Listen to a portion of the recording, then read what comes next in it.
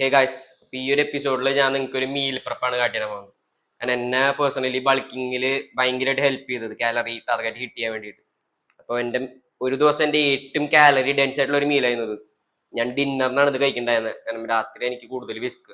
അപ്പോൾ ഡിന്നറിന് ഞാൻ ഇൻഡൽജി ഉണ്ടായിരുന്ന എനിക്ക് ഭയങ്കര ടേസ്റ്റി ആയിട്ടൊരു മീലായിരുന്നു. ചിക്കൻ തന്നെ, പക്ഷെ ഞാൻ ഓയിലിലാണ് ഉണ്ടാക്കുന്നുണ്ടായിരുന്നത്. അപ്പോൾ അത് കാട്ടില്ല. അതിൽ സാധാ എന്തൊക്കെ ഞാൻ ഇടും, എങ്ങനെയാണ് പ്രിപ്പയർ ചെയ്യാന്നുള്ള രീതിയിൽ. മെയിനായിട്ട് നമുക്ക് വേണ്ടത് ഒബിയസ്ലി ചിക്കൻ ആണല്ലോ. അപ്പോൾ ഞാൻ ചിക്കൻ ഒരു 130 ഗ്രാംസ് എടുത്തിട്ടുണ്ട്, പൊട്ടാറ്റോ ഒരു 50 ഗ്രാംസും, പിന്നെ ഇത് തക്കാളി ഉള്ളി ഉള്ള പേസ്റ്റാണ്.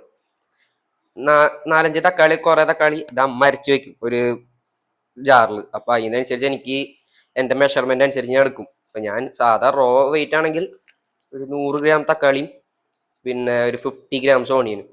അപ്പോൾ അതാണ് എൻ്റെ ഒരു മെഷർ. അപ്പോൾ ആ പേസ്റ്റാണ്. അപ്പോൾ ഇതെല്ലാം അതിലേക്ക് ഇടും. അപ്പോൾ ചിക്കൻ ഓൾറെഡി ഞാൻ മാരിനേറ്റ് ചെയ്ത് വെച്ചിട്ടുണ്ടായിരുന്നു, മഞ്ഞപ്പൊടി ഉപ്പിട്ടിട്ട്. കാരണം എന്നിട്ട് അതിൽ നിന്നാണ് നമ്മൾ കുറച്ച് എടുക്കാറ് ഞാൻ.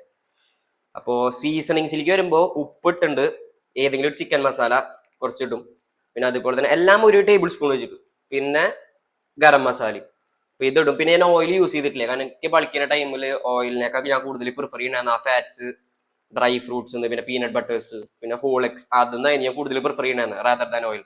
ഞാൻ ഇതിൽ ഓയിൽ ഇട്ടിട്ടില്ല. ഓയിൽ ഇട്ടിട്ടില്ലെങ്കിലും അത്യാവശ്യം നല്ല ടേസ്റ്റ് ഉണ്ട്. ഇനി നിങ്ങൾക്ക് ഓയിൽ ഇട്ട് കഴിഞ്ഞാൽ കുറച്ചുകൂടി മോർ ടേസ്റ്റ് ചെയ്യും. പിന്നെ അപ്പോൾ ഇതിനി നമ്മൾ കുറച്ച് വെള്ളം ഒഴിച്ച് നമ്മൾ ബോയിൽ ചെയ്തെടുക്കുക.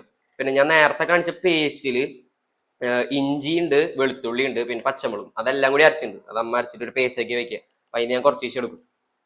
അപ്പോൾ ഇനി ഇത് ഡ്രൈ ആവാൻ വെയിറ്റ് ചെയ്യണം. ഇതിൻ്റെ ഒപ്പം ഇനി ഞാൻ കാണിച്ചാൽ എന്താ നമ്മൾ കഴിക്കാൻ പോകുന്നത്. അപ്പോൾ ചിക്കൻ കുക്ക് ആയിട്ടിരിക്കുക. അപ്പം ഞാൻ ഇതിൻ്റെ ഒപ്പം പെയർ ചെയ്യണത് ഹോൾ വീറ്റ് ബ്രെഡാണ്. അപ്പോൾ നിങ്ങൾക്ക് ഏതാണോ നിങ്ങളുടെ അടുത്തുള്ള കിട്ടുന്ന വീറ്റ് ബ്രെഡ് എന്ന് വെച്ച് കഴിഞ്ഞാൽ അത് ചൂസ് ചെയ്യാം.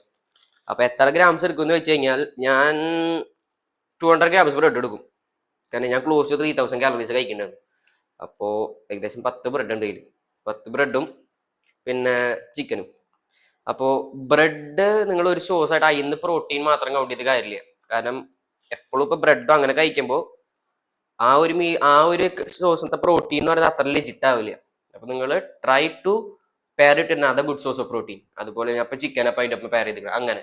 അപ്പോൾ കാരണം ഇപ്പോൾ കുറേ സ്റ്റഡീസ് പറയുന്നത് ബ്രെഡ് എന്നുള്ള പ്രോട്ടീൻ എന്ന് വെച്ച് കഴിഞ്ഞാൽ ആ ഒരു പ്രോട്ടീൻ അത്ര ഒരു ആസ് ഗുഡ് അല്ല ആസ് ചിക്കൻ അല്ലെങ്കിൽ അങ്ങനത്തെ സോസ് എഗ്സ് ഒക്കെ പോലെ. അപ്പോൾ അതാണ് മീൽ.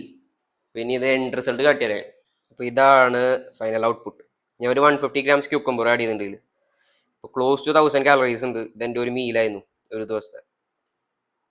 അപ്പോൾ ഒരു പ്യുവർ ബോഡി ബിൽഡിംഗ് കോണ്ടെക്സ്റ്റിൽ നോക്കുകയാണെങ്കിൽ ഒപ്റ്റിമം കൈൻഡ് ഓഫ് മീലാണോ? അല്ല. എന്നെ ബൾക്കിങ്ങിൽ പേഴ്സണലി ഹെൽപ്പ് ചെയ്തിട്ടുണ്ടോ? ഡെഫിനറ്റ്ലി. കാരണം ഭയങ്കര 10 മിനിറ്റിൽ 1000 കാലറീസ് വാനിഷ് ആവും. ഞാൻ ബൾക്കിങ്ങിൽ ഒരു 2800 3000 കാലറീസ് ഒക്കെ കഴിക്കുമായിരുന്നു. അപ്പോൾ ഈ ഒരു 1000 കാലറീസ് അങ്ങനെ പോവാന്ന് വെച്ച് കഴിഞ്ഞാൽ പെട്ടെന്ന് അതും ഈസി ആയിട്ട് കഴിക്കാൻ പറ്റുമെന്ന് പറഞ്ഞു കഴിഞ്ഞാൽ എനിക്ക് ഭയങ്കര ഹെൽപ്ഫുൾ ആയിരുന്നു. കാരണം പിന്നീട് ബാക്കിയുള്ള കാലറീസ് ഒക്കെ അഡ്ജസ്റ്റ് ചെയ്യാൻ അതിനനുസരിച്ചിട്ട്. അപ്പോൾ വെയിറ്റ് ഗെയിൻ ചെയ്യുന്നവർക്ക് ഇതൊരു മേജർ ഹെൽപ്പ് ആവും. കാരണം കുറെ കഴിക്കാനും പറ്റും. അതുപോലെ തന്നെ അധികം ഭയങ്കര ഫുള്ളറായി തോന്നാറില്ല എനിക്ക്. കഴിച്ച പോലെയാണ് സത്യം പറഞ്ഞാൽ എനിക്ക് തോന്നാറില്ലേ. അപ്പോൾ ഇതാണ് എൻ്റെ മീൽ റെസിപ്പി. ട്രൈ ചെയ്യാം, എന്നിട്ട് നോക്കുക. ഞാൻ പിന്നെ ഒരു കാര്യം പറയാനുള്ളത്, ഞാൻ ഡെഫിസിറ്റിലാവുമ്പോൾ ഞാൻ ഈ ബ്രെഡിൻ്റെ എണ്ണം ഭയങ്കരമായിട്ട് കുറയ്ക്കും. ചില സ്റ്റേജസിൽ അപ്പോൾ ഫർദർ സ്റ്റേജ് പോയിക്കൊണ്ടിരിക്കുമ്പോൾ അത് 2 ആവും 3 ആവും. അതിനനുസരിച്ച് ഞാൻ അഡ്ജസ്റ്റ് ചെയ്യും. അതാണ് എൻ്റെ അങ്ങനെ ഒരു വലിയ ഫ്ലക്ച്വേഷൻ വരില്ല എൻ്റെ മീൽ പ്രപ്പിലൊക്കെ. അപ്പോൾ ട്രൈ നോക്കുക and stay tuned next video.